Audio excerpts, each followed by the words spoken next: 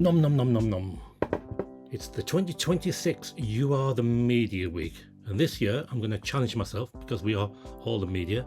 I'm going to try and record a long form video and make it more of a documentary about what happens behind the scenes, the people involved, and these roaming chopsticks will be coming to a face near you, and I'll be asking the questions and seeing what this, what I call a mental health business spa day means and how it helps you develop. See you all soon. Awkward.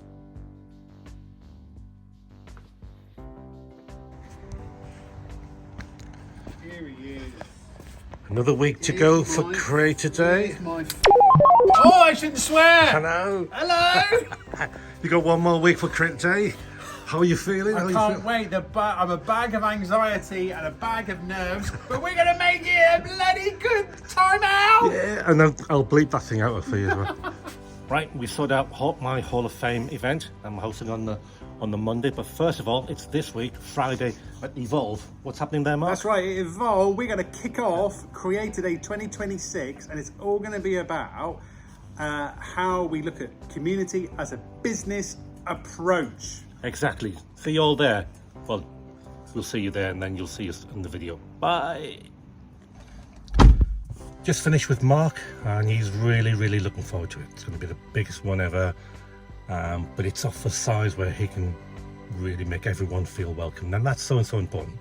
And also, a side benefit of the event is that it brings so many people down to Poole, and we recognise it's a pain in the ass place to get to, but everyone's going to be made very welcome. There's activities happening throughout the week, and hopefully we can get down here to Sandbanks on a Friday for a swim. If you've never been for a swim in the cold British Sea during the cold May week or whatever, then having everybody around you makes it a lot more warmer. So hopefully we'll get more and more people in the sea.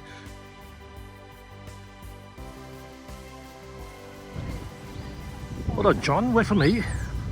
So this is going to be the first You're the Media event for this year. Why do you love You're the Media? What does it mean to you? It's a great community for me, Gordon.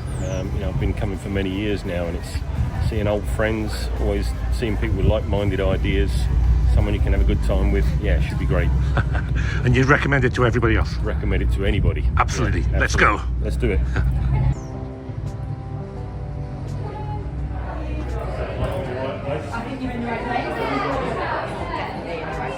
Lovely. Could I have a matcha latte, please? Mark, was one day for Creator Day not enough? Why have we gone into the week before now? It's an absolutely right question to ask, and let's address the elephant in the room. John, no, don't call John the elephant. Go on then. My answer would be, why are we doing it for? Because we know that there's so many good people from the community that can all join in and step up, and why be the focus on one event when you can have lots of events happening where people can participate and join in, and we all kind of take from the well? That makes sense, doesn't it? Absolutely. Looking forward to today. Yay. Hello. All right, just ignore me. Bye, Mark. Bye. Lee, you hosted the very first lunch club, and why did you think actually there's something in this that I would like to get involved?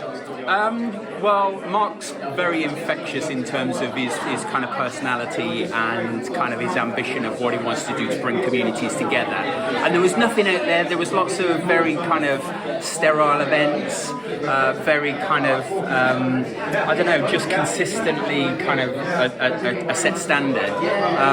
Whereas Mark was kind of thinking about doing something different, bringing everybody together, getting everybody involved, making people the heart of the whole community. And I was like, do you know what?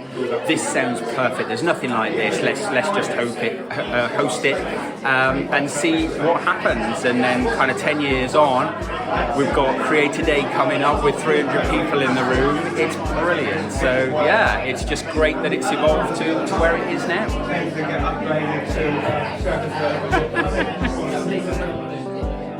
My name's David. If I don't know you, I'm a business growth advisor here at Evolve, and we're really glad to be hosting, the man here today, the community man.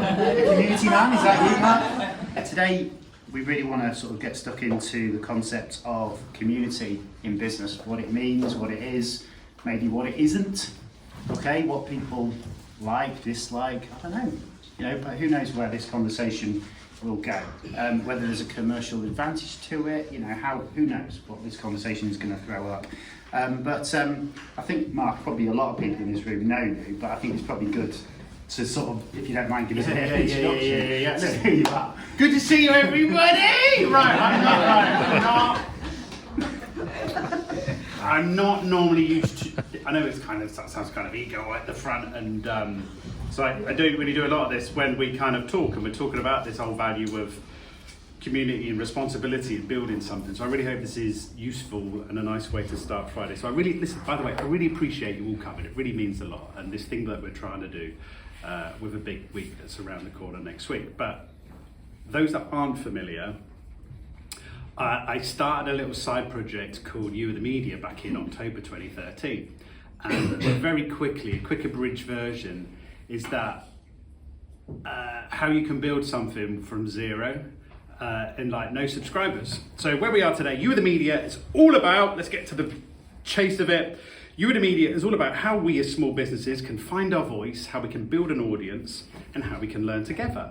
And it's made up of events that we have around the country.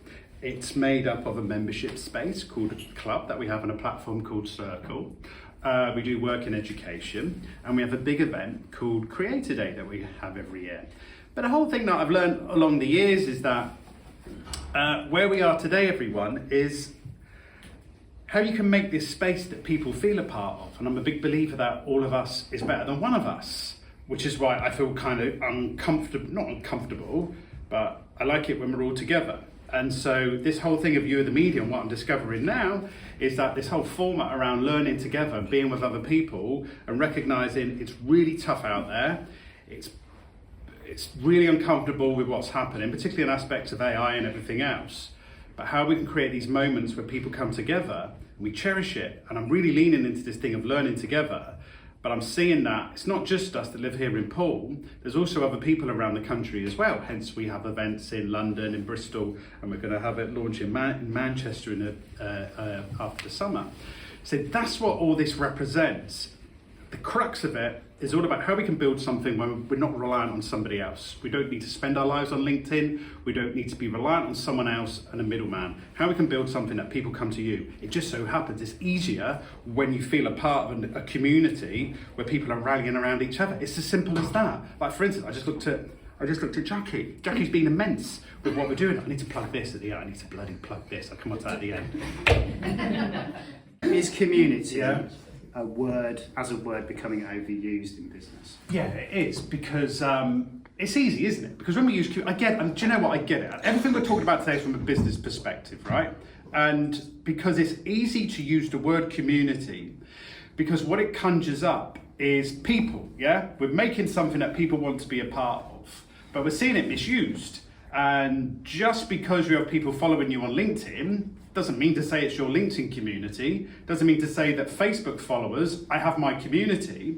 The reason we do it, and the reason we see lots of people doing it today, which is fine, it's great, is that we use it as a way to demonstrate popularity.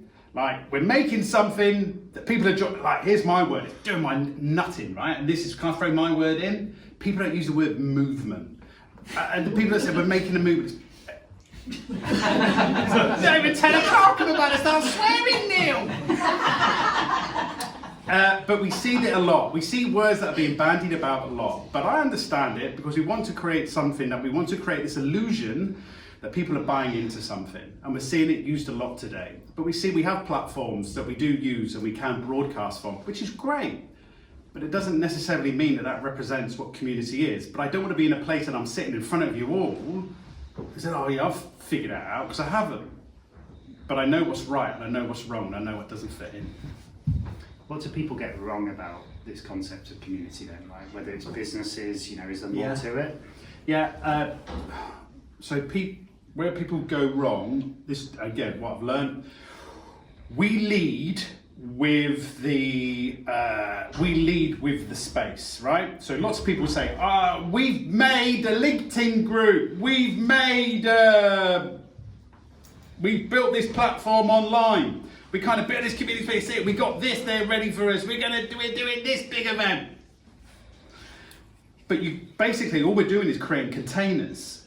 And I've learned over the years as well, is that when you make containers, you still need people to come into them, and there still needs to be a reason. And so the challenging part is that it's easy to say we've made the space, but what matters most is what feels attractive to people to step into that space. So the biggest mistake is, and my biggest advice to people that say, no, I want to kind of progress more, is the reason why you want people to do it, the reason why you want people to step in. So we're leaning into this thing with, and I'm okay by saying this, when people come to Creator Day next week, the goal for it all is friendship. Friendship, we know that in a business capacity. But that's just taken time to realise, and this whole thing around how we create and build with people on our side. But a lot of the time we lead on the platform, the space, whatever it is, the group, but it still needs people in it. And that's the challenging part. I don't want to use the word why, the why behind it, but the reason for why we're doing it matters more than the space that we're actually spending time and money on.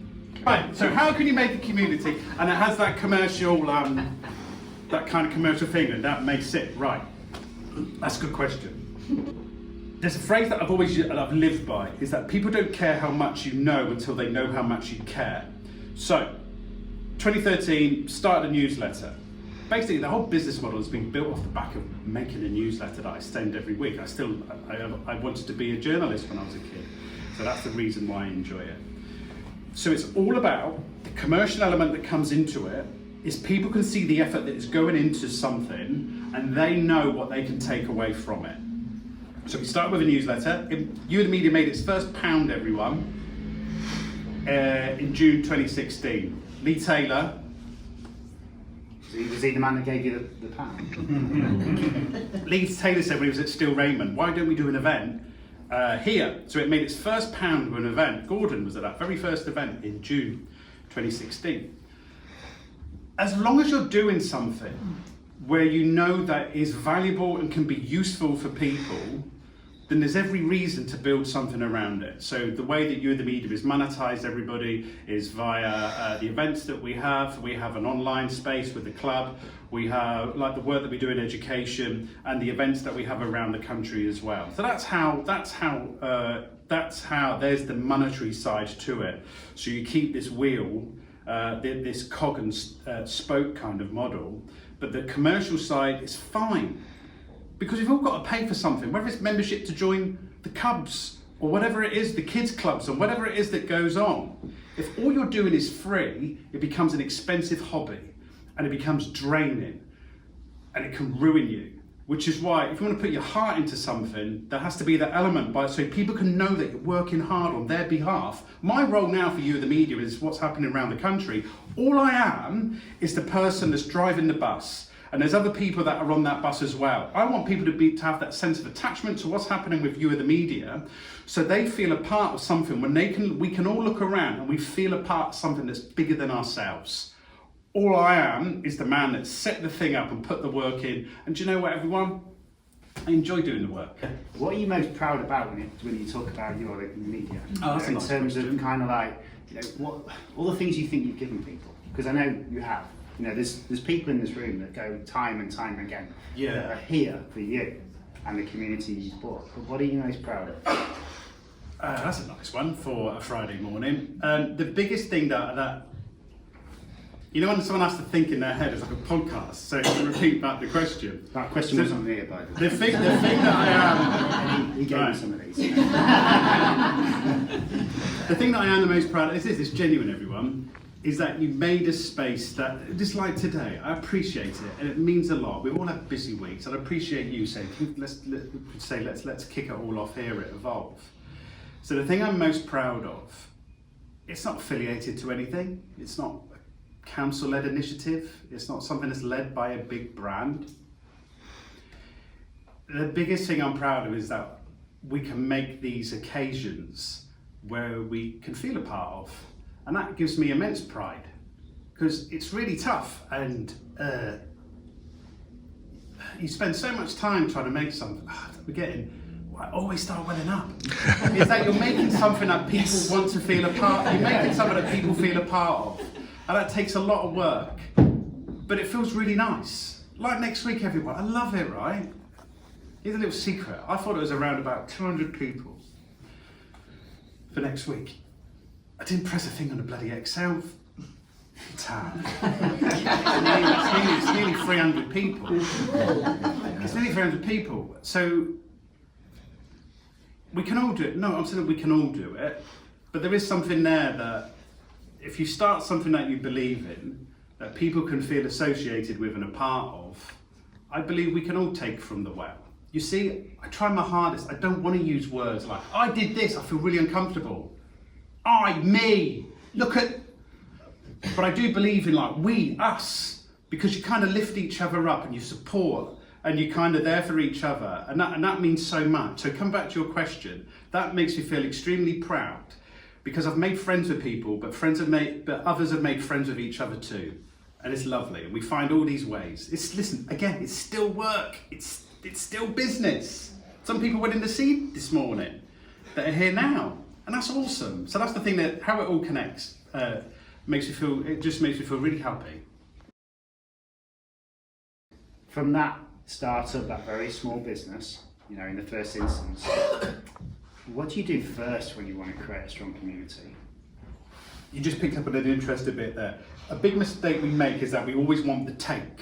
So the first thing that we do is that we want the take from someone, whether that is to pay to join, right? So the first thing that we do that we're starting, and there's a man, who said this? When we had COVID, we had online, offline shows, and one of the guests said, and his name was Mitchell, he's in Canada, and he said, again, he said, start something you know you cannot stop, whether that is writing, whether that is audio, or whether that's video. Because so many people run out of steam when we know that there's not a lot of people coming on board, could be subscribers. So my advice to anyone that's starting is to find the thing that you cannot stop. The biggest difficulty that we've had over the years with you of the media is people say, well, what is it? And you can't, if I led it was all about marketing, it was all about an approach called content marketing a few years ago, that it meant that we were fighting in the same space as everybody else. But this thing of identity has started to happen in the past couple of years. So, if whatever industry that you are a part of, sometimes you don't have to lean into the status quo of what the industry is all about. You have to find your own stamp to it. So for instance, with You the Media, my narrative started to become around how you can create and build something as a small business that people want to join in with. So it was around values of creativity, of figuring out, of community, of experimentation. It would be easier if it was called Marketing Treehouse or Social Media Hot Air Balloon. And everyone could associate with that and know what it is. But if you're trying to build something, with Nick Whitnell, we did a session on values the end of last year. And it was all about recognizing your values. And if you can find something that you totally believe in, it's like Nick's good work when we look at the outdoors and everything else and bringing people together and how that still links with our wider businesses that we represent. So You and Media is still about marketing, you could say, but it's done in a way when it's all about people coming together and figuring out as a team. When you have a networking event, you step in as your business, you represent your business, you have to represent maybe a version of yourself that you're not. That's fine. But I didn't know that. And that's the reason that people thought, I have to step into this, and it's networking, but networking and you're doing silly stuff and making towers with toilet rolls. But the whole point is that, and I'm only learning this now, which is why this is starting to trigger, is that people didn't step in because they didn't know how to behave. Whereas what we're leaning into now is whenever you come to a You in the Media event, it's all about you stepping in as yourself, and you're stepping in yourself as yourself first, and then the business comes second. Because then when you do that, you can let your guard down. And that explains the reason we will eat as many Ferrero Rochers in a minute and all this stuff that we're doing around the country, is that you're doing this so we can breathe a little and we can feel a bit more relaxed. Because I'm not a big fan of that kind of networking environment, because I don't know how to respond to people, and I don't want to perform, but I know how to be me. But I'm also realizing that being ourselves is in fact the toughest thing that we can do, because we have personas out there now. AI is making us look super cool and super clever than we've ever been, when actually being ourselves is actually such a challenge and such a hurdle to get over. You're right. How can you make someone feel close and associated with something? And that's what you do. That's why I write a newsletter every week. So I encourage people to respond back. That's why someone from the community starts a newsletter every week. It's how you're finding these little ways that you're letting a face and a name step up and beyond a number. The changing world around AI, technology, do you see that changing the way that businesses use community? Yeah, there's good. I should get this out. There's a good post yesterday from Mark Schaefer. Mark Schaefer, friend of the community, lives in America, and he said, "I'm now going on podcasts, but all the podcast questions, they're just putting them into ChatGPT or Claude, right?" So we're seeing this side now that many people are taking the easy route out. And this other thing is we're creating versions of ourselves that were never there in the first place. Like, we can all now be super intelligent. We all have the answers to everything now. So it's this thing now, how are we starting to see that when we're creating these versions of ourselves that are super clever and we can post every day? The other side of that is, it's all about the softer skills. What about, and we're leaning into this now, everyone, I don't know, but I could ask a question. Or it's all right to laugh. It's all right to have a conversation with someone. So what's happening now in this, as we all use AI and Claude and ChatGPT, why this thing now of where it's becoming too easy for people is now, how can we lean into those softer skills and to amplify that? Good example is, say someone posts today from the event, and then someone backs it up, but you know that person. And so when we're looking at what's happened with AI, is that now we can figure out ways, well, maybe this is what's happening because there's a kickback to it all. I use AI all the time, but I'm just saying, maybe that's because why people are coming down here next week. Is that, and that comes back to this question before of knowing how to step into a space as yourself. So what's happened with AI, we're creating these super intelligent versions of ourselves when really we didn't have the answers, and we built that space now where people can ask that question, like what we're doing on a Friday morning now, to have this really nice moments where we can come together and chat and share and have a coffee. And did I see a Mark Bennett label on those? There is some Mark Bennett's over there, yeah. Did you see that?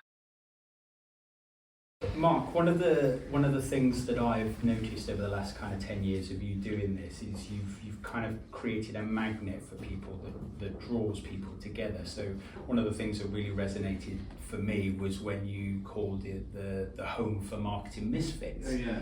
How do you make sure that You Are the Media, as it evolves, continues to kind of represent the community that you've created? That's interesting. Yeah, I was thinking about that yesterday. For instance, we set a cap. Like, I don't want to do Create Day beyond 300 people, and the reason is because I still want to say thank you to people. Like, I don't want anyone come in and just get lost and we just stick. And so the way of kind of understanding that is that as you're making something that grows, you want people to understand the role that it starts to play. Like I said about, like, people to understand that they can step into a space and be themselves. And it's how you stick to those. Like, for instance, imagine now, you said you said in May 300, and now Mark, you're telling me now there's 650 people coming. It's how you stick to those those ethics. It's still. How can, the other thing is like, how can you, and this is the big thing I'm trying to learn, is how can you scale intimacy? And I don't have the answer, but I still want to say thank you. I still want to say thank you to the people that come, and I don't want anyone feeling, oh, that was too busy, and I went for a walk in the park, or I didn't come because now what you're doing is always sold out. That's the next stage now. I want to figure that out. How do you do that? How do you do it? I don't know. Is it because of the other people that are part of it? Is people like you that help other people feel comfortable and at home? I think so. We did a good thing earlier. So in the WhatsApp group for Creator Day, this thing around how you're now other people that are a part of the community. Oh, nice, thank you. So I said this morning, I don't want to create a them and us, because if there are lots of people coming down to Poole for the first time next week, you know what? Who's coming for the first time? Yeah, I'm coming up. And this is a nice little example. There's a nice little example of what you said. So I wrote, what would you say to someone coming to Creator Day for the first time? Rather than being, pick your hands up, send a selfie, do that. And the proof is now, people are writing, do this, I did this, I would suggest this. So maybe that's the thing of that you bring it closer, because the people that are already a part of it, they're helping other people.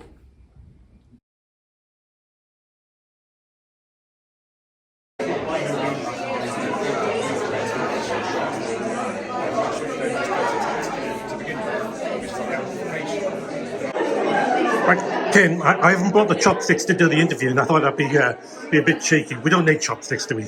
But how did you first enter the medium? What does it mean to you, and what does it get out? What you get out from it?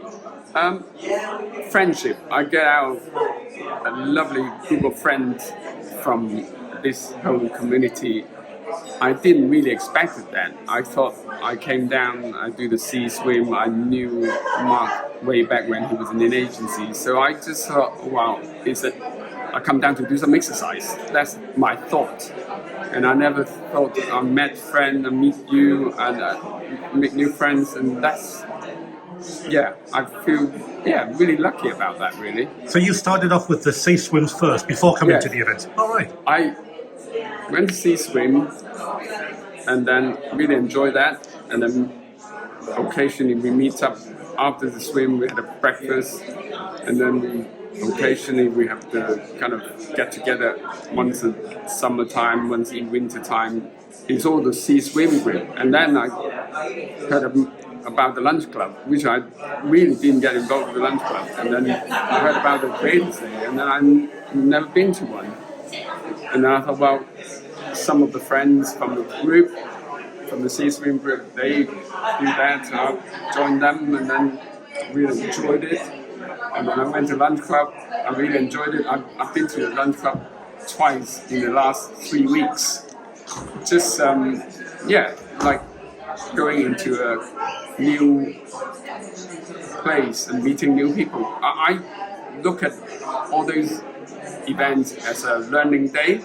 I call it a learning day because I listen to different people in real life talk about a subject that I never thought about. It's my school day.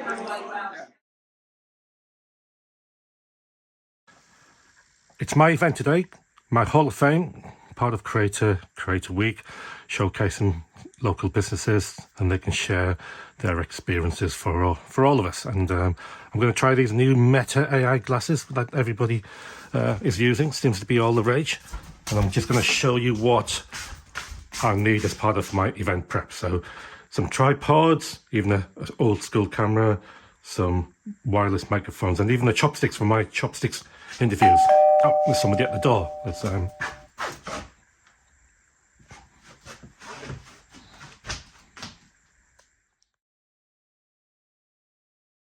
SMEs, the small businesses, are the backbone of the country, but it's always the big companies like LV and JP Morgan. They get all the big limelight, all the press, But actually, if you add up all the SMEs, then actually they dwarf that kind of economy.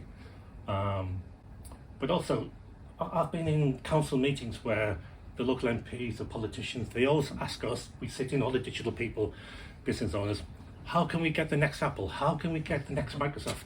And I'm thinking, well, I'm sitting here, you know, I can hear you.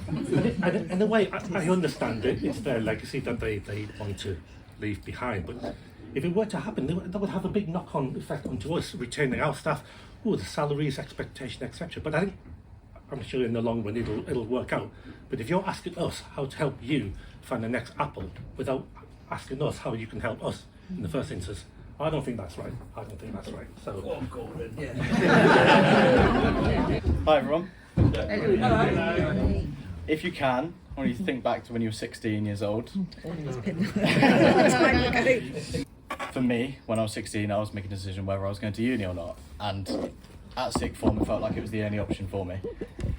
And so I ended up applying to do sports science at university, and it never sat quite right with me. And I felt, if I go to university, I'm going to get all that debt, and I'm going to come out with no industry experience. I might have had some good experiences, met some good friends. So I ended up not going to university. Through word of mouth, I found a digital marketing apprenticeship, and I loved it. Now, when I was doing my apprenticeship, I went to college 1 day a week alongside working with One Fit Life. And on one of those Fridays, we had someone called Mark Masters come in.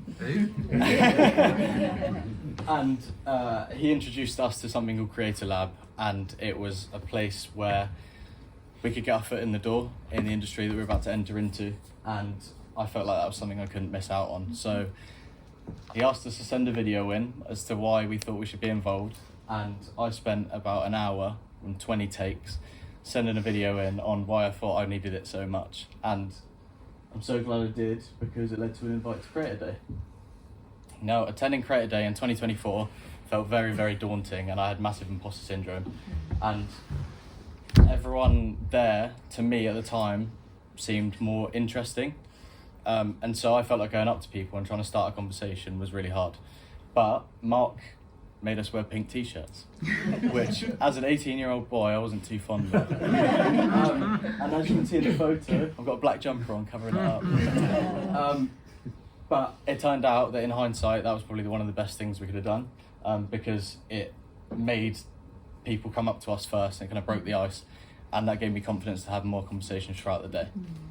Now, what I've learned from my journey so far is to trust my gut, because every decision I've made up to this point never came from a plan. It was just how I felt. Like going to uni, I never felt like that was the right thing for me, so I didn't go. Doing that apprenticeship was the right thing for me, so I did. Second thing is curiosity. Now, Dodge always bangs on about this to me, but it's actually so true. I've taught myself now to always be open to what could happen if I just said yes, because up until this point, it's always worked out. The third thing is people are people. Now, through being in podcasts with high-level entrepreneurs or sports stars, whoever they may be, they're all the same, and just starting a conversation, you'll realise they're actually normal compared to everyone else. They're not these higher powers that they may look like. Number 4 is investing your time. Now, for me, that was doing that 3 months worth of work.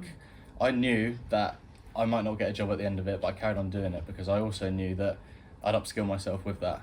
So it was well worth my time. Now, looking forward, I still don't know what I'm going to do.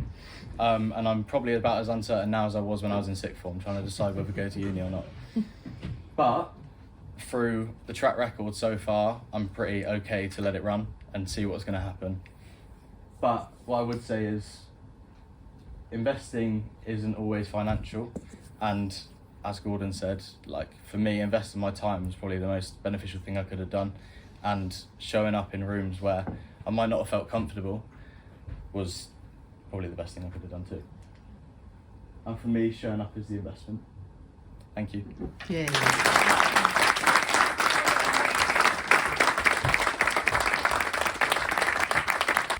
So good afternoon, lovely people. Lots of faces I recognise, which is great. Lots of new ones as well. So every investment starts with a catalyst, and that could be an event, or it could be an idea. So my catalyst happened about 26 years ago in the year 2000 in a hotel room in Barcelona. And the event was the hangover from home. To just give you a little bit of context, that I was actually working in the telecoms industry at the time, and I had the best job in the world. I was organising conferences all over Europe. I was staying in top hotels, flying business class, eating top restaurants, and it was great on paper, but in reality it wasn't. And on this particular morning, I woke up in my hotel room with this dreadful hangover, crawled out of a pit of my bed, and on my way to the bathroom, I caught my reflection in the mirror. And I had my OMFG moment. And I looked at myself. I was 3 stone heavier than I am now. I was pale. I was spotty, I looked tired, I had dark circles under my eyes. And I just looked at myself, and I was 37 at the time, and I thought, right, Rachel, you need to start investing in your health because you're running on depletion. What I did was, I gave up cigarettes, been smoking for about 20 years, and I also cut down on the booze. And I did 2 things. I started to eat a healthy diet instead of being on a diet. For the last 20 years, I've been on so many diets, and all they did was make me fatter. Within 6 weeks, I noticed a difference. I felt and looked so much better. I had so much more energy. I was sleeping better, and I was more productive. And obviously I lost weight, and I felt stronger, fitter, and leaner. Stole that from Donald Trump. The universe was calling, and it was saying, Rachel, you could help people exactly like how you were. You could help people become healthier and fitter. In reality, I was actually face down on a massage table, and it was my massage therapist, Pauline, who was encouraging me to start my own business. And she was saying, why don't you become a personal trainer? Well, actually, I've been allergic to fitness until I started getting myself fit and healthy. And I thought, she must be joking. She said you could help people with their stress, you could help people with their healthy eating. And I kind of resisted. And then about 48 hours, that seed that had been planted germinated inside my head. And I just booked a whole load of courses. So investment, as we're talking about investment, not only in health, in my business was about £10,000 for the courses and the equipment I needed to start off being a personal trainer, and then a bit of a buffer while I was getting myself established. And 12 months later, I started my business. You may have seen this on LinkedIn today. We're all superheroes within our businesses, and I've met so many business owners who are burnt out, you know, like how I was in my job. And I think that you have to continually assess you know, what's going on in your business. And sometimes we get tired and things need a refresh, or sometimes we need to take a pivot in what we're doing. And just remember, it is all about you. You are the most important person in your business and in your life, and no one is going to look after you except you. And I have my 6 commandments chiseled out in stone, held by cherubs. So they're based on the 6 pillars. So when you sleep well, everything gets easier, and when you fuel your body properly, your energy stabilizes. When you move regularly, your body and brain work better, and when you train your mindset, you think clearer and cope stronger. And when you build in recovery, you avoid burnout and stay consistent. And when you know your numbers, and take control of your long-term health. Thank you for listening. So right. Okay, Andy. Hello. From a branding perspective, how important is it for people to be able to say your company name right? Is it Adido, Adido? What is it? As long as you don't say a dildo, then I'm happy to take whatever you're going to give me. That's a good answer. On a serious note, as an ex-Bournemouth University graduate, what would you say to the students who are thinking about starting a business before leaving and also when they graduate? What can they do to prepare for this life of hell? Be curious, stay strong, and ask for help or get support. You know, there are many good groups, such as the one in the room today, that will be here for your life almost. So get out there, meet people, and have fun. Excellent. Thank you, Andy. Now leave you alone for your talk. No problem. Cheers. Thank you, Andy. Now leave you alone for your talk. No problem. Cheers.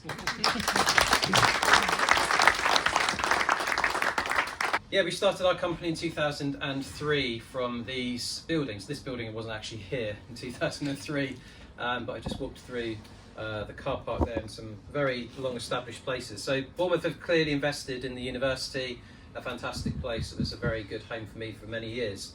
I'm going to talk about three things, I guess, that we've invested in as Adido, or I've invested in myself, to help Adido last for that amount of time, because I think in the agency world that I've come from and still in, most agencies don't make it past 2 or 3 years, and I think most small businesses don't make it past a few years as well. So to be here for over half of my life doing this one job, is quite interesting, quite phenomenal. I think the three pillars that we've had in Adido that have sort of led us to the success we've had, minor success I might say, but depends on your perspective, are people, place, and then promotion. So let's just go back to my marketing heart, even though I don't actually study marketing, but where I am nowadays. So investing in people, you know, I started the company with myself and 3 of my friends in 2003.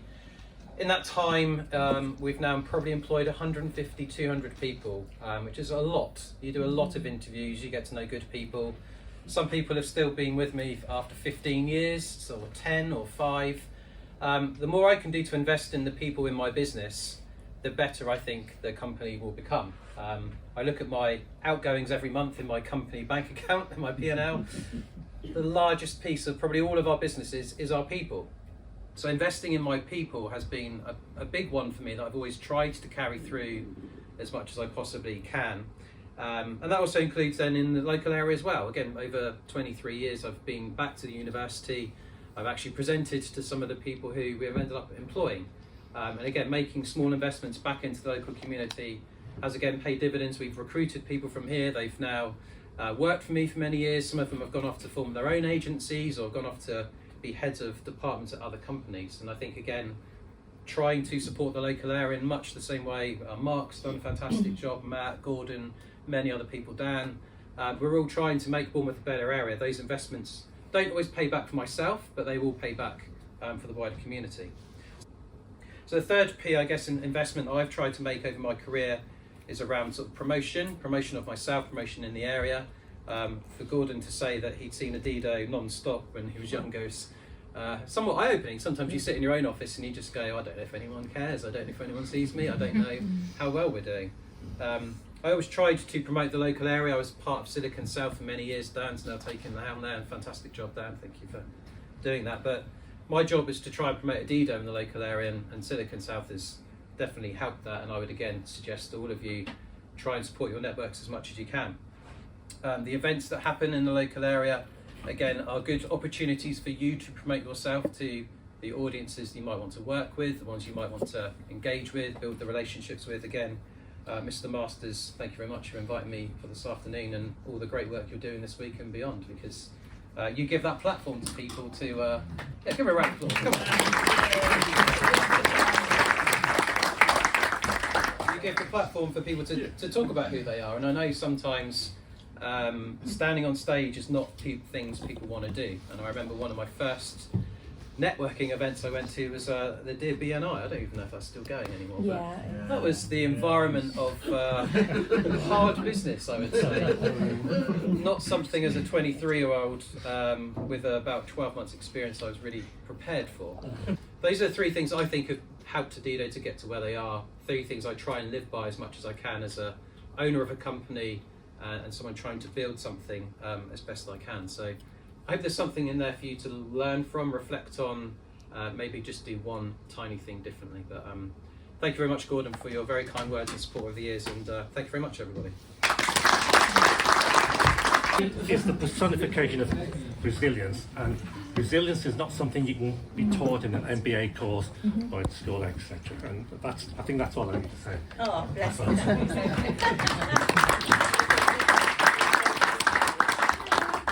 Right, okay, so how to follow everybody else. I'm going to try and keep it as brief as possible because I can talk a lot.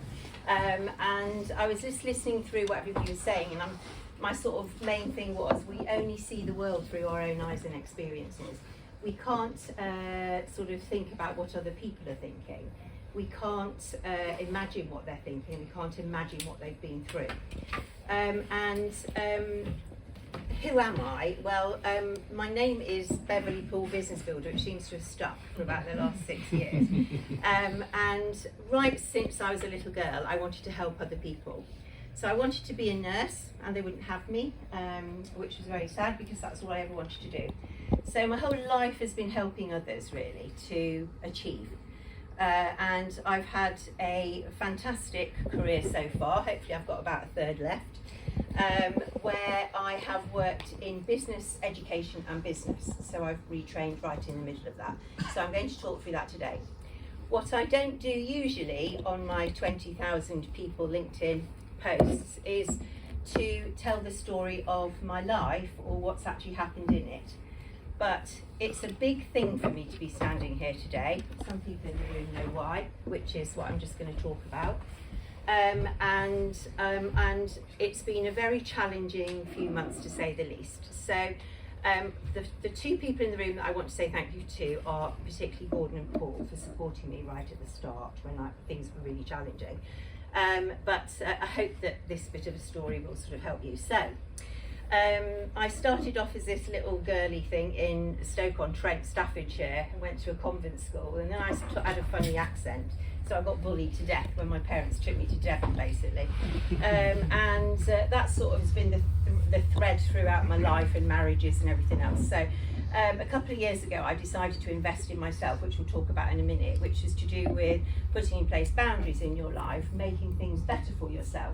And this is what I do for everybody else. But when it's yourself, it's very, very challenging to do those things, okay? So business, education and business.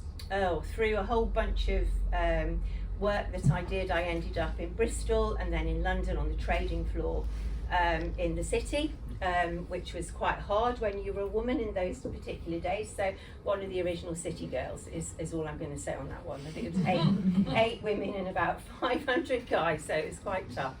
And that sort of is the thread has been. I went to a recruitment company to see what else I could do, and they recruited me, and that was the sort of start of my business career, really, which I've absolutely loved so far. So I've just, there's a lot of me left because my auntie's just died. She was 111. Both of my parents are in their 90s, so I'm rather hoping that the story I tell you today would also give me a bit of longevity as well. So I'm going to ask you a few questions because as a business builder, I work with companies in a strategic way. And you'll see where that's come from in a bit. And when we say investing, we're usually looking at growth, assets, relationships, infrastructure, talent, teams, all the things that you've been talking about this afternoon. And there's one thing that we expect in return for our investment, which is what? A return. A return. Thank you very much. So for our return, yes, well done, tick for you. The corporate reality is, with the business, we invest to reduce risk operationally through systems and people. I have a new laptop from the last couple of months because I invested in it. It's an AI-driven laptop, driving me up the wall, so I went back to the old one and ran it out. So hopefully I'll get my head around it soon. So leaders invest to improve performance, their career and their knowledge, and organisations invest to create resilience, which is what we've been talking about, smarter succession planning and staffing. So I'm into smarter staffing at the moment. We've got 6 million over 55s out of work in this country, and we've got a lot of people that companies that need to employ people. We've got 1.4 children per woman now, which means that we're going to hit a people wall where we hit the skills wall 10 years ago. So we've got a massive problem. But most people neglect the asset that drives all of it. Now, I'm just going to talk a little bit about my life and the investing that I've done. So from all these fabulous things that I did in the city, I bought all these beautiful properties. This one I bought for 365,000, sold for 1.5 million. That one there is a range of cottages and barns. And at the top was another barn, which I then sold with planning permission for a day nursery for children. And this was another one, etc., etc. And the investment that I made there was my lovely white sports car, which I always wanted, so I got it just when we hit lockdown. Now, the thing about this is, all of this is great when you are doing really well. It's when you marry the wrong person who likes the lifestyle but doesn't want to do the work, basically. In 2007, I walked away from the lot and started again with £200,000 in my bank. So when I started again, I was still helping other people, so I went back to university twice to retrain into education. The biggest investment that I've made is my 2 beautiful children, Catherine and Suzanne, that I've had on my own from when they were 6 and 7. I've been a single person for that long. They're now 26 and 25. Catherine is a head and neck speech and language therapist in the stroke ward at Brighton Hospital, and Susie is an opera singer, and she's flying around the world at the moment having a super duper time. So they've both done really well. So in education, I invested in myself and had top performing teams in sixth form. Did some super things with some super people, and Aspire for Business has sponsored and invested in other events. When I came back into business in 2018, I thought I'd walk straight back into business, and it didn't happen, so I set up on my own. Which was over here, and then I set up LinkedIn Local for Bournemouth and Poole, which has about 1,500 companies following it at the moment. I haven't done anything with it recently, because you'll know why in a sec, but I, from that, raised £7,500, again, investing in stuff. That's Jeff Mostyn, and he gave me a bit of a ticket for saying, thank you very much, giving money to Dorset Cancer Care Foundation.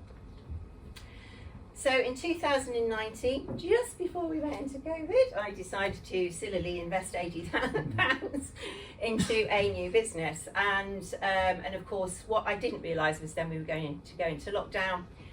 So I changed it a little bit to what I'd originally set it up to be, which was an online digital platform. So I talk for young people. We're just thinking about Bournemouth University. I act as Winchester University as a mentor for their hatchery, and also Dragon's Den there, and I've also done the same here for Bournemouth University in the past. So this is just a little bit of a story there, but these are my main sort of accolades at the moment. So Martin Hall & Co is the recruitment company I set up with my business partner Leslie Martin. We wrote a little book called Handbook for Job Hunters, and that was the company that was acquired by one of the P&O subsidiaries, which gave me access to 9,000 ground crew at Heathrow Airport and a massive opportunity to get people into work. So that was really exciting. And I acted as a director of that for 5 years before I resigned because I hated every minute of it. I had to wear a lanyard. Which said what my job title was, basically. And I also helped to set up a company for the Chrysalis Group, which you might know as George Martin and the Beatles. And we were the first of the interactive technology companies, interactive serve training companies. That's me second from the left there with that hairdo. And then I've rolled that really into my own knowledge into Aspire for Business Academy, which is my own digital platform. I write for a magazine. I do Career Hub, I also have Aspire for Business, which is my own mentoring business, which I have a professional qualification. Night school I run for people that want to talk to me out of work times. And last year I completed an Institute of Leadership Management Level 7 in mentoring, and I also set up last year Ascend UK, which is an international guardianship company that provides support for young people coming to the UK to private school, and all the above. So in March last year, when I set up Ascend, I decided to invest in my own health because I was totally exhausted all the time after doing all that stuff. And my children had left home. I had horrendous empty nest, no purpose, which was horrible, having been a single mama for all that time. So I got myself up to swimming 30 lengths for charity. I swam the length of the English Channel in Winchester swimming pool for charity. I was box training, going to the gym 3 times a week, and I started to look more like my old self, Olivia Newton-John, doing physical in the 90s. So I spared you that photo. You were really good getting yours out. I was going to do it, and then I thought, no, don't do that thing, Bev. That's just a little bit too much, yeah? So here's the trigger. So the trigger warning is be prepared for changes and unforeseen circumstances like the pandemic, like business continuity planning, which not a lot of people have. So on the 30th of December, I went to the doctors in the daytime, said I didn't feel very well, and at 11:30 at night I had a massive heart attack. So that's why I'm lucky to be standing here. My heart was working at 1%. I was flat lying on my sitting room floor. It was very scary. I was blacking out, coming back around, and ended up in surgery with 2 balloon and stents supporting my heart structure, which was only 1% working. All as I have to show for that is a little red dot on my arm. And I've had 5 hospital admissions in the last 4 months, all relating to that and the side effects of the medication, which we were laughing about earlier, because no medication is actually monitored for women. It's actually all on men. So when they gave me 80 milligrams of a particular medication, stopped my liver working and made me go bright yellow, they went, well, we don't sort of know with women. It's just a bit of a guess thing. So we've guessed a lot now, and I'm standing here to talk to you. So life can change faster than any of your P&L or business forecasts. Here's me, sorry. So this is me 2 hours after my heart attack. That is what happens when you have shock pads put on your body and ripped off very quickly so they can get you into theatre. This is the doctor that saved my life. That is now my life. And that is what they do. They put a very tight band on your arm so you don't bleed to death. Because all of this medication in here is to stop sticky blood, anything is stopping those stents from repairing in the next year. Had to go through that support in my wrist, which they turned an hour for 2 days, so I didn't bleed to death, and it was all very scary. So here they are, the 2 mad children came to look after me. I'm so grateful for their support. And the realisation was, and what the doctor said to me, was your fitness saved your life. Because if you hadn't have been that fit, you wouldn't have got through this. If you put my name into ChatGPT, it will come out with mental toughness, resilience, business builder, and all of the above, okay? Because that's what I'm talking to people about at the moment. So it's the most important investment that you'll ever make, as you very well know. And I did the whole thing myself when I lived in London. You know, out till 5 o'clock in the morning, having a hoolie, got deaf ear from standing next to the boom box, and the whole kit and caboodle. So it's not your business, it's not all your fabulous properties, it's not your brand, it's your health. So every role you care about depends on your health. Leader, parent, which you said about your 3 children, as a partner, as a colleague, as a friend. And if you stop functioning, every system around you is affected. So what I want you to do is, you have to make an appointment to go to your doctors. They don't phone you anymore and ask you to come in for blood tests anymore since lockdown. It's not priority. So you phone them and you say, I need a cholesterol test, please. It's the most important, silent, dangerous and preventable thing that we have as older adults, because we can take a statin tablet at 20 milligrams a day that will halve your cholesterol level. 1 in 5 people are dying of heart attacks, and women present very differently from men. I had no idea that I had anything wrong with me at all. All I had was some tickly arms and feeling awful. But the day I had that heart attack, is what I was just saying to Mo, I felt like I'd been hit by a bus at 60 miles an hour. It wasn't like a fall over and my chest. It was an absolute stop of your heart, and not being able to breathe is a very scary place to be. So understand your family history. Hereditary heart disease really matters. Prioritise your fitness. It's for the aesthetics as well, because I'm slimmer than I was, which is great. Fit in my clothes again, which is even better. It's for longevity, your clarity and your resilience, which is what we've been talking about.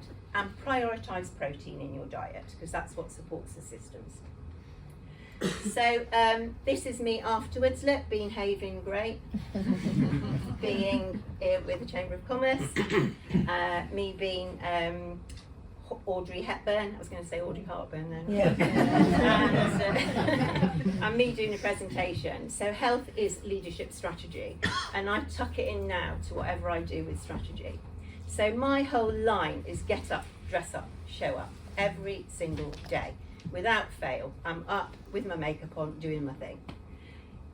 Leaders, think more clearly if you're healthy. You handle pressure better. You lead more consistently. A players, B players, you can sort it all out.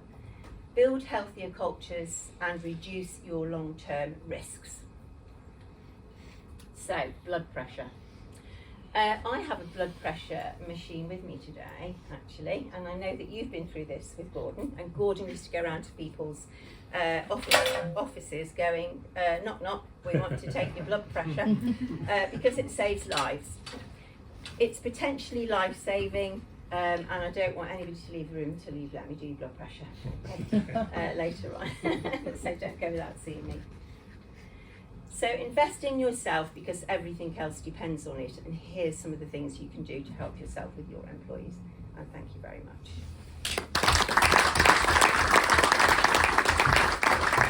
For the final speaker, Paul, I think we'll probably try and out-platitude each other as we normally do, but it was Paul that really opened up my eyes when it came to the business community and the importance of being in the same room as good people through the fast growth peer group, and there's other peer groups available now.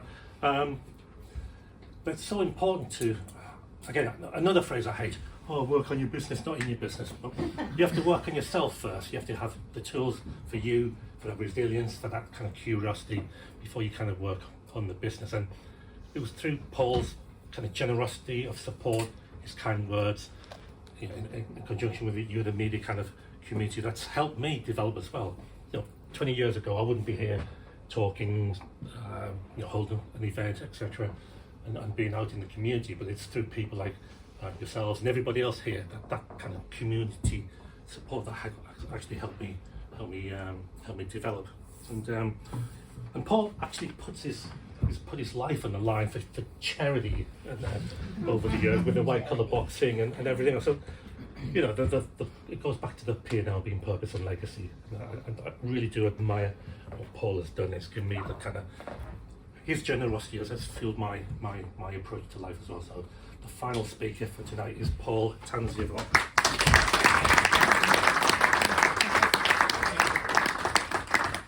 Thank you very much, Gordon. And thank you for organising today, Gordon.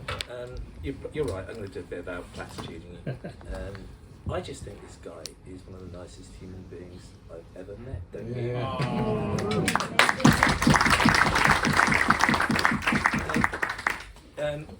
And it's not just how nice, it's how brave he is, because Gordon will tell you he's an introvert. Standing in front of people, I don't find standing in front of people and speaking easy. Some of you might be surprised to hear that, because I've done it quite a lot. But if I ever look calm and relaxed doing it, it's a total sham. It freaks me out and keeps me awake. But sometimes we just have to be brave, right? And put our big boy pants on and do stuff. So, Gordon, you're my inspiration in doing that. So, who am I? I think it's best to say, well, let me just give you a quick insight into my life. The girl in the top right-hand corner, my wife, is somebody who's been on the back of my motorbike since I was 17 years old. I'm 60 now, and I adore her more today than I did then. This is the beautiful family that we've created. I love where I live. I think that we are so privileged. It's just so beautiful. My passion is motorbikes, in case you hadn't picked that up already. And Tanith and I travelling the world, and sometimes I get let out on racetracks with my Suzuki, which is lovely. I also love AFC Bournemouth, and I like boxing, which is something I discovered in my mid-50s. I'm going to do one more fight in my 60s before I give it up. Tanith is not happy, I have to say. Sometimes I can be irritatingly positive, and if my friends are being down, if they're getting depressive, then I hit them with this set of statistics. I'm going to read to you to make sure I get them absolutely right, because I just can't be doing with being around negative people. So I have to tell them that modern humans have been on this planet for 200,000 years. That's roughly 8,000 generations. And the 4 generations alive today are the first to have routine access to education, healthcare, technology, wealth and comfort at scale we now take for granted, but was unimaginable just 150 years ago. In terms of life expectancy and opportunity, we're the luckiest 0.05% of generations ever born. Of the 8 million people alive right now, more than half live on less than $10 a day, and around 700 million live on less than 2. Most of humanity is still focused on surviving, and we get to focus on fulfillment.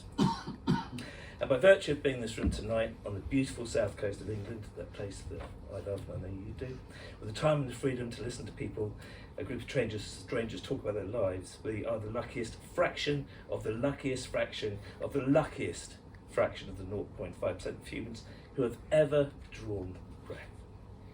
We've all won the lottery of life, so what should we do with it? What should we do with our winnings? That's my question. So my talk is about 5 regrets, 7 habits and 5 investments. It's really not that long, breathe a sigh of relief.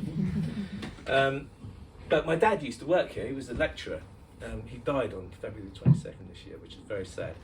He left quite a long speech, which he called a letter or a lecture, for us all at his funeral. And one of the things he covered was the 5 regrets of the dying. Now, 5 regrets of the dying. Anyone know the 5 regrets of the dying?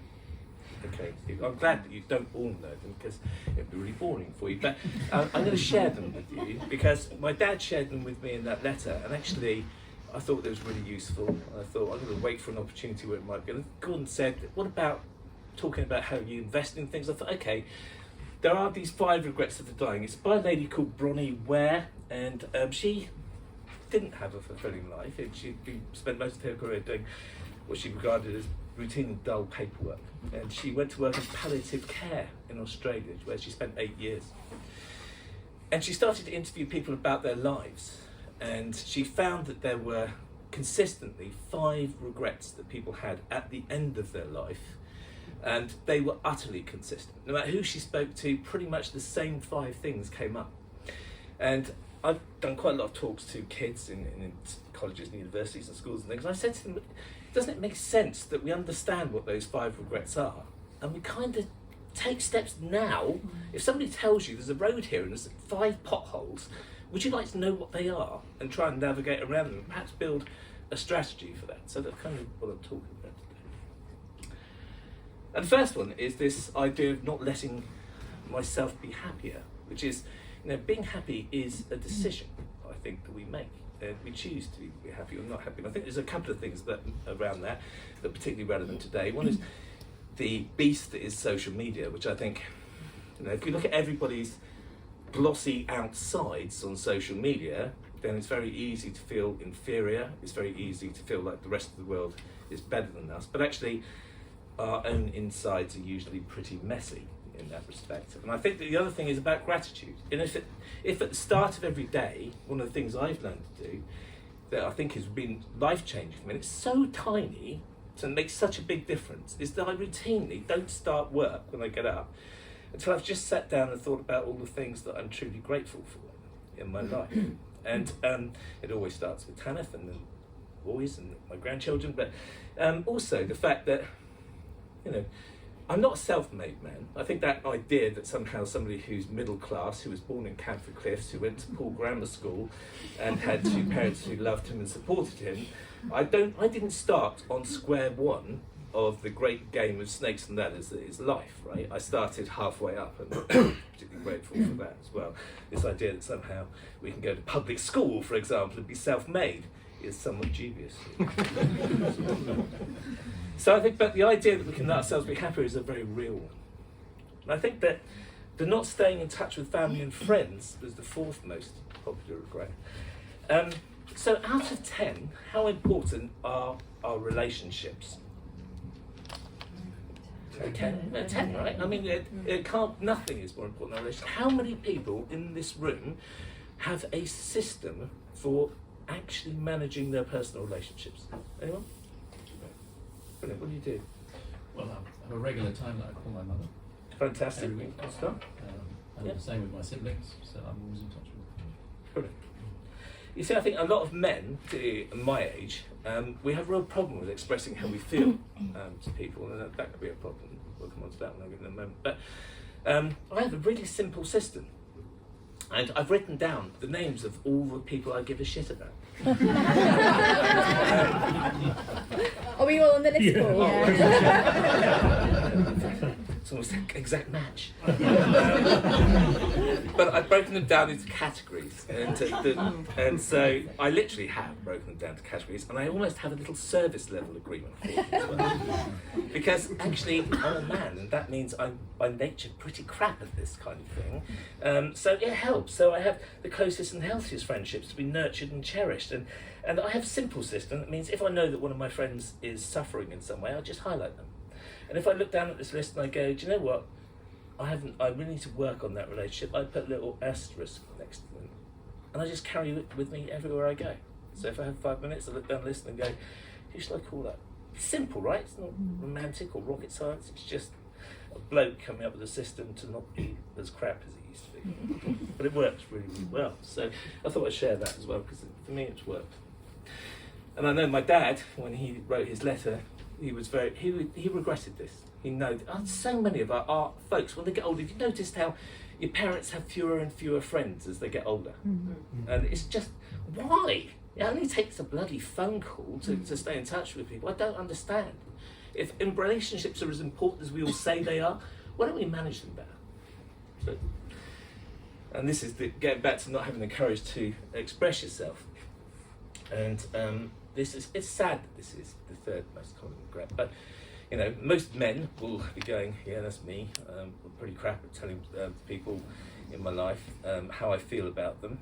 I used to be, and then I made myself every single day. When Tanith comes into my office, I tell her exactly how I feel about her, and I have a little system that reminds me to send a soppy message to my sons every 6 months, telling them what brilliant fathers they are and how I'm proud of them.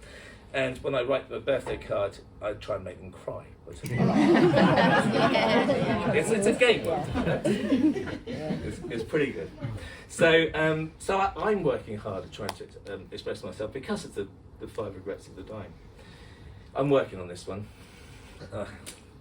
I get up at 5 o'clock most mornings and start work at 5:30, so I'm guilty right here. But I don't think it's actually the work. I think it's the damage the work does to our relationships that's the problem. So if you can balance those things, then I think it's probably not too bad. Besides, well, they say that, don't they, that if you love your job, you never do another day's work in your life, right? So it's a fine line for some of us who absolutely love our work, but I know that we have to be really careful with this one. Working too hard, also, as you've heard alluded to, is a problem for a number of other reasons, because it impacts your health really badly. And for me, that was very real when I had a routine insurance policy run out, and they sent a nurse round, as they do, to do a health check on you. I was late 40s, and because I'm a bloke, I used to be an athlete once. I used to be a footballer and a sprinter. And in my head, I still was. And every time I took my shirt off, I didn't see what you saw. I saw a magnificent Adonis. And, that's what we saw. oh, thanks so much. And liar. And then what happened was that I went on deluding myself for a good 20 years after I stopped exercising regularly, that I was still some kind of God. And when they took my blood pressure and they said, what are you doing this afternoon? And I said, I'm busy, I've got lots of meetings. They said, cancel everything and go straight to hospital. And that day, and when I got to hospital, they took my blood pressure, then they took the machine away because they thought it was broken and brought another one back and took my blood pressure again. And they said, the doctor said to me literally, I would rather roll a dice every day than having your chance of a heart attack or a stroke. So we're talking about reasons to change, right? Boy, was that a reason to change. And so we did, and because I have a beautiful wife who is an unbelievable supporter, she got up every Monday, Wednesday and Friday for the next 7 years and ran with me on the beach every week, 3 days a week, no matter what the temperature was, to get me back into shape, which is just incredible, incredibly moving. But working too hard, we've all said it, our health, you know, I think when your health goes, all your options go, right? There's nothing left when that happens. So I'm just going to join the chorus, which is, come on guys, at this age, you've got no choice. If you're going to do a job as stressful as running a business, for example, you have to be fit, there's no other option. And then there's this one, not living a life, being true to myself. This is a really sad one. At the end of the day, why is this the number one regret? Fancy looking at your life at the end of it and being disappointed. That's horrible, right? And for me, I think it's down to probably one major factor, which is fear. I think the comfort zone is probably the most beautiful lie that we ever hear, right?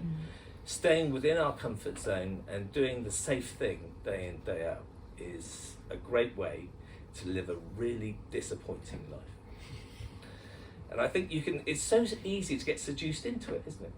Don't you find yourself on the couch every evening for hours and hours and hours, and before you know it, your kids are grown up, and then you've got grandkids and they're grown up, and you're massively overweight and unfit and wondering where your life went. And that can happen, I know, because I've been there, and it's like, it ain't great. But not living a life that true to yourself also means that you have to decide what living a life that being true to yourself really means, and that's really bloody hard, but it's probably the best thing you can do, I think. So anyway, the top 5 regrets of the dying, there they are in summary. I think there's lessons there for everybody, certainly for me, lots of them.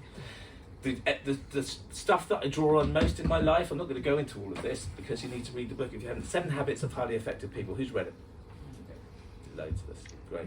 If you haven't read it, I would only ever recommend one book to absolutely everybody I've ever met. I've bought a copy for everybody in my family. I've bought a copy for everybody I've ever employed. And I've bought over 130 copies of this book, so I'm something of a fan. Right? It is for me the best book ever written. Maybe some people say the Bible is better, but a lot of people don't read the Bible or subscribe to the rules for life in it. And this is like 7 rules for life that are really common sense. And I think that, you know, practicing gratitude, working on your own happiness, working on relationships, as I've just said, developing courage is, these are my 5 investments that we need to do, by the way. I didn't really elegantly introduce that, but let's go back. Amongst the 5 things I think we need to invest in consciously, having gratitude and you know, we do deserve to laugh. I think that learning to hug more is a really good thing for most of us, not for all of us. For all of us, it's the worst thing that can possibly happen. If you get that wrong, that can be awkward. But certainly hugging, singing, laughing, and generally being silly are things that we should all have in our lives. You know, I think we deserve to be happy. We should absolutely focus on it, and we should make time for things for ourselves that make us happy, whether that's riding race bikes or it's spending time with your grandchildren. Those things are really important. Relationships I've talked about. And this is an idea of developing courage, and that whole, you know, The death of everybody you could have been is that comfort zone that we talked about. And I think that you can train yourself to be courageous. You can train yourself to take risks and know that taking risks is okay. I mean, guess what? You're going to fail sometimes. But what's the alternative? If the alternative is looking back at your life and being disappointed with it, take some fucking risks. It really matters, you know. And it's like, yeah, we're going to lose sometimes, we're going to win sometimes, but again, what's the alternative? So I'm going to say, for me, that's one of the things that I did to take risks was to, you know, try and raise money for charity by doing one stupid thing every year that was so scary. Like, I'm scared of heights, so I jumped out of a plane. That was the worst. I didn't sleep for weeks on the lead up to that. But afterwards, it felt great, absolutely great, I have to say. Getting in the ring for the first time in the white collar boxing. When the bell rang, I found it was the most thrilling experience I have ever had. And I'm talking trumping, going down, cut the back straight at Portimao at 180 and breaking into a right-hander. That's scary, but the thrill from being in a boxing ring was unbelievable. Why did I wait till I was 50-something to start this? I thought to myself, this is amazing. And of course, massive risk, because I could have got beaten up in front of my friends and family. As it happened, it was a draw, which suited us both very well. But I've had another one since, which I'm pleased to report I did win, and I've got to do one more before I give it up. And my wife had to be friend, like I say. But it's going to happen, because I think courage is important. And I think sometimes you just have to face up to things. And I think having courageous and honest conversations with people is one of those things that, again, we can train ourselves to do. And if we don't, we run the risk that other people will dominate us. And that we'll end up having that life that we look back on and go, it's disappointing because we simply weren't brave enough to say no, or to say, actually, I don't agree with that, or can I talk to you about the way that I'm feeling about this? And all of those things. And also, the other thing is, if we're not brave enough, we can lose out on potentially brilliant relationships if we don't have the courage to tell people how we feel about them sometimes. I wonder how many great romances didn't happen simply because people were too scared to express their feelings. But then the sharpening the saw. You know, I was crap at school. I was the teacher's worst nightmare. I did just enough to pass every exam and held the second and third form detention records. I was absolutely the student from hell. I had no interest. It was a prison. I didn't want to be there. I thought the kids there were bloody horrible, particularly those 2 years older than me. And there was a bullying culture at the time at Poole Grammar School that was rife. It was scary, and I got beaten up a lot. In the fourth form, I said, I hate this feeling of getting bullied and having to back down. So I made a vow to myself that I never would ever again. And I learned to fight.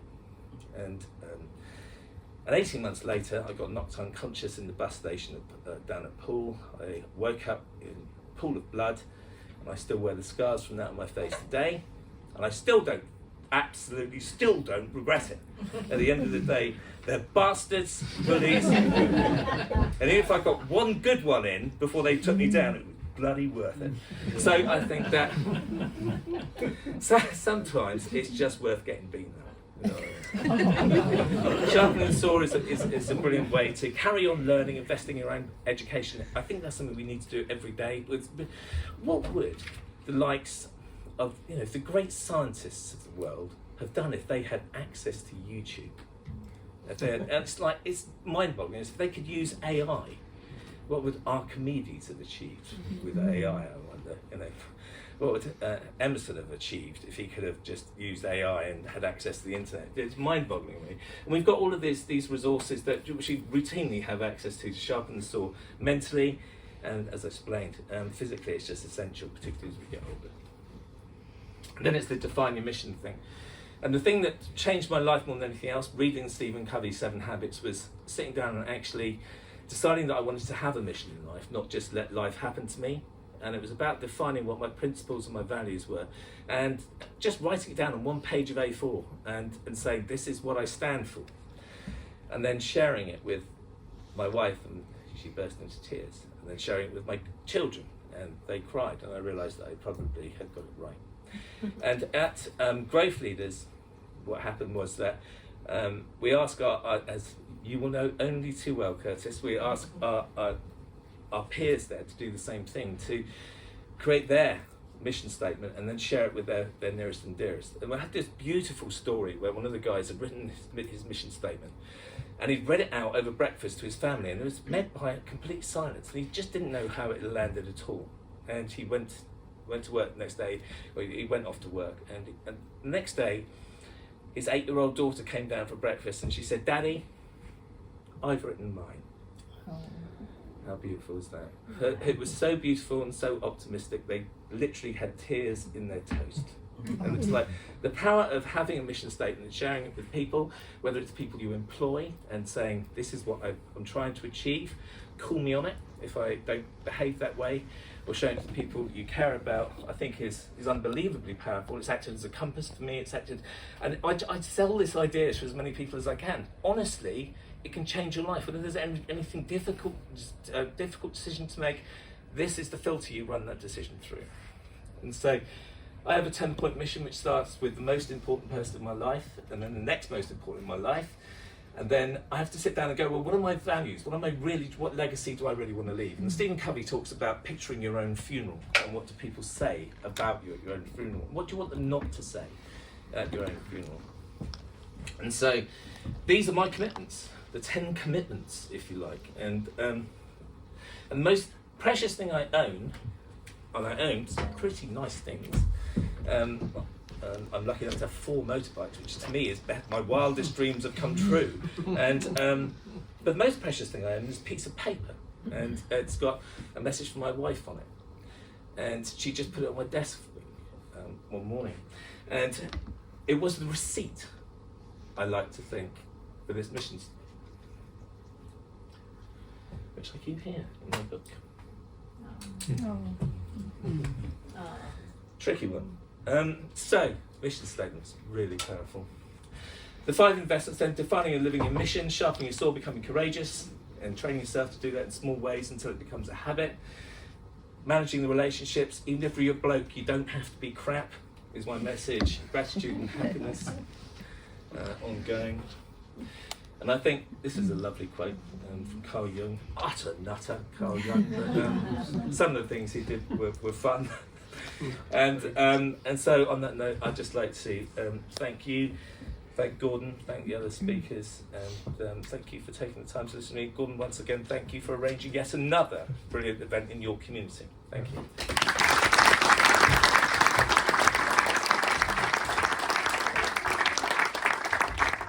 So I'd like to thank everybody for turning out and supporting this event tonight. I know it's slightly different, and it always will be if somebody says, Gordon, can you organise an event? And I'd like to finally thank Bournemouth University for supporting this event for the second year. Ian supports everything. and I'll tell you a story. The fact that if you step forward and you just support unconditionally, then Ian turns up and supports your event unconditionally with a cheque every now and again. So thank you for that.